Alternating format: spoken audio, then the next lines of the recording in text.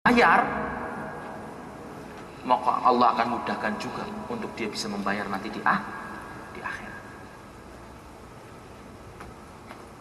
Tapi jelasnya Allah akan mudahkan baginya. Tapi sebaliknya, waman akhadha yuridu itlabaha atlafahullah. Barang siapa berhutang kepada saudaranya, berhutang kepada manusia, tapi niat di dalam hatinya adalah untuk mencuri, menipu, menghancurkan harta saudaranya, mengambil hak saudaranya, maka Allah tidak akan mudahkan baginya untuk bisa membayar hutang. Walaupun tinggal sedikit, Allah tidak mudahkan. Saya punya pengalaman pribadi, ya kan? Ketika itu ada orang utang sama orang tua, utangnya tinggal 150.000 rupiah. Ini tahun 1900, ya kan, 89 atau 88. Tinggal 150. Tiap ditagih, diminta, enggak mau membalikan. Malah jawabannya apa? Wis sugih. Sudahkah? Kaya. Lah, kalau sudah kaya terus kenapa, Bu? Lah, Ibu kan datang ke toko saya dengan tujuan utang. Gak ada hubungannya dong, kaya atau tidaknya. Nama hutang harus dihutang. Enggak Ibu bayar sekarang, di akhirat dibayar. Ya sudah, nanti di akhirat aja. Oh hebat, nantang, ya kan? Suatu saat pernah saya datang, begitu sampai depan rumahnya lagi pesta besar, besar-besaran. Tak lihat gaulnya masih tahlilan. Wallahualam ketika itu ada yang meninggal, atau bapaknya atau suaminya atau apa. Lilon makanan, iya kan?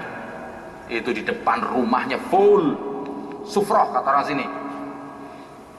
Rokoknya di gelas-gelas, ada apa semua tak lihat. Nah, itu rokok ini satu bos harganya berapa? Dan untuk membuat acara seperti ini dia harus mengeluarkan uang berapa? 150 nggak bisa bayar.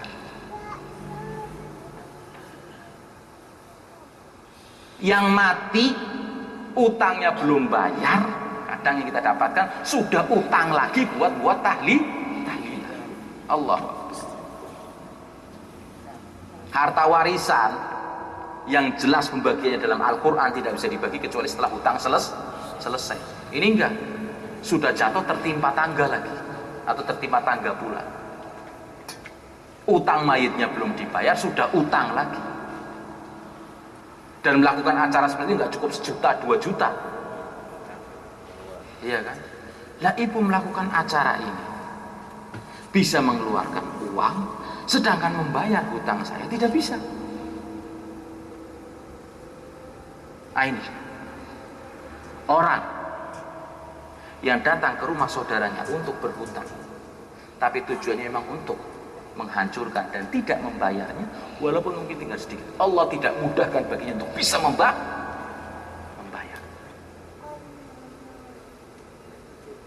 Tapi orang yang betul-betul hatinya tulus, kapan waktunya Allah akan mudahkan baginya untuk bisa membayar hutang-hutang. Kemudian menumpahkan darah saudaranya tanpa alasan yang hak atau membunuh, ya kan?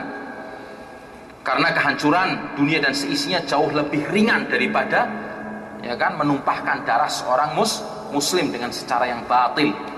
Memerangi saudaranya sesama muslim merupakan bentuk kekufuran, ya kan? Dan balasan bagi orang yang membunuh saudaranya adalah neraka dan lain sebagainya dari ancaman yang Allah sediakan dan Allah siapkan bagi orang-orang yang membunuh atau menumpahkan darah saudaranya dengan secara batil.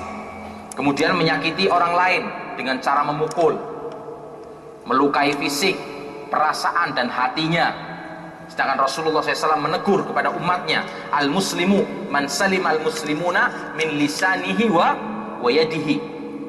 Seorang muslim yang baik adalah muslim yang menjaga tangan dan lisannya sehingga tidak menyakiti saudaranya sesama muslim, ya kan? Dan masih banyak lagi bentuk kezaliman yang bisa menyebabkan seseorang itu atau menjadikan dia masuk dalam api neraka dan merugi kelak nanti pada hari kiamat. Kemudian yang terakhir, saudara sekalian, Sebelum kita tutup majelis ini, di dalam hadis ini tadi yang baru saja kita baca bersama, Rasulullah SAW bertanya kepada sahabatnya, memancing dengan pertanyaan, kemudian sahabatnya pun menjawab. Ini adalah merupakan cara yang efektif untuk belajar mengajar. Kenapa? Karena ilmu itu yang dijelaskan oleh guru dengan cara ini akan lebih mudah untuk nempel di kepala.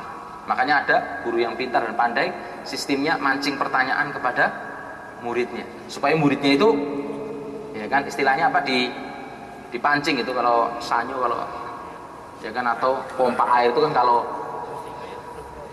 nggak bisa nyedot air kan dipancing pakai air itu, supaya apa, bisa narik yang di bawah. Mungkin dia pinter, cuma masih, ya kan, apa nih tersumbat gitu loh, sehingga dikasih pancingan dia keluar. Nah, ini Rasulullah memberikan pertanyaan. Ini adalah merupakan, tanya jawab itu adalah merupakan cara yang efektif untuk menuntut ilmu. Tujuannya apa?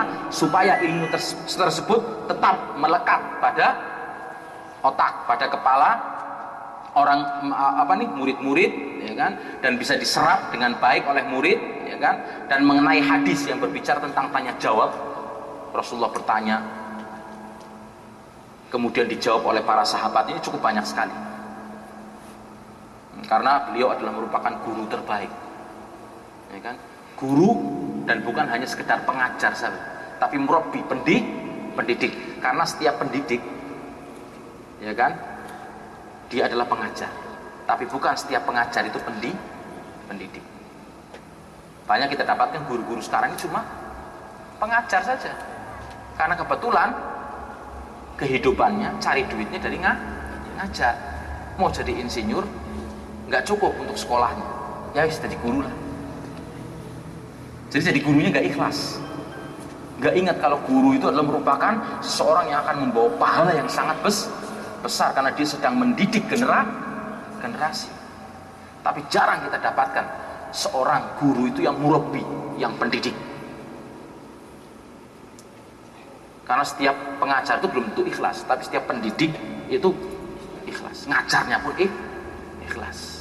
Makanya kita dapatkan para pengajar ini di zaman kita ini, atau para guru tidak bisa memberikan contoh.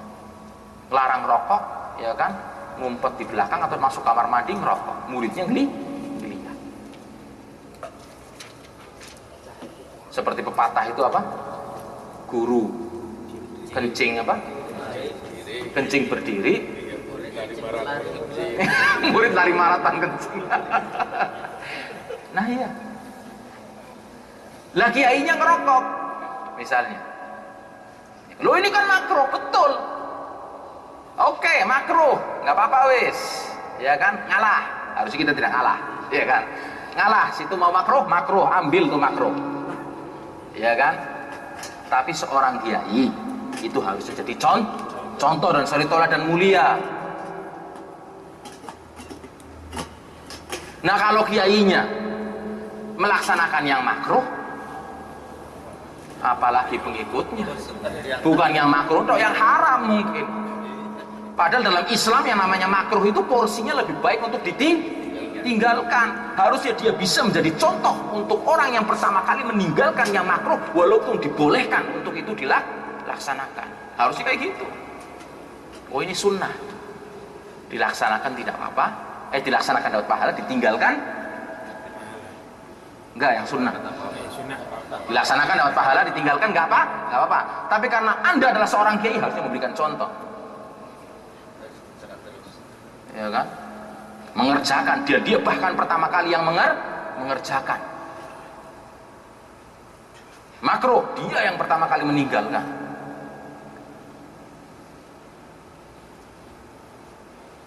Nah, kalau dia malah yang menjadi contoh, jelas seperti rumus tadi itu. Kalau gurunya bisa kencing berdiri, ya kan, muridnya kencing sambil lari maraton. Karena manusia itu butuh suri toladan, dan Rasulullah itu berdakwah bukan hanya dengan, ya kan, dengan lisannya saja, tapi dengan uswahnya, dengan suri toladan, dengan contoh mulia itu dakwah Rasulullah sallallahu alaihi wasallam. Dan dikatakan Rasulullah adalah Al-Qur'an yang berjalan. Karena dia mempraktekkan apa yang diperintahkan oleh Allah Subhanahu wa taala. Saudara sekalian yang dimuliakan oleh Allah Subhanahu wa taala, semoga Allah tabaraka wa taala menjaga kita semua dari tindakan zalim, ya kan? Mengampuni segala kekeliruan dan dosa-dosa kita. Dan marilah kita selalu mengingat-ingat apakah kita pernah mendolimi orang lain, menyakiti orang lain, mengambil hak orang lain. Kalau pernah segera selesaikan selagi nyawa kita ini masih menyatu dengan jasad kita, dan sebelum matahari terbit dari barat, atau sebelum nyawa sampai ke tenggorokan, ya kan? Dan kita tutup majelis kita ini dengan merenungi firman Allah tabaraka wa taala dalam surat An-Nisa ayat 111, wa may yaksib itsman fa inna ma yaksibuhu ala nafsihi wa kana Allahu aliman hakima. Dan barang siapa mengerjakan dosa, maka sungguhnya ia mengerjakan untuk kemadaratan diri sendiri. Subhanakallahumma wa bihamdika asyhadu an la ilaha illa anta astaghfiruka wa atubu ilaik.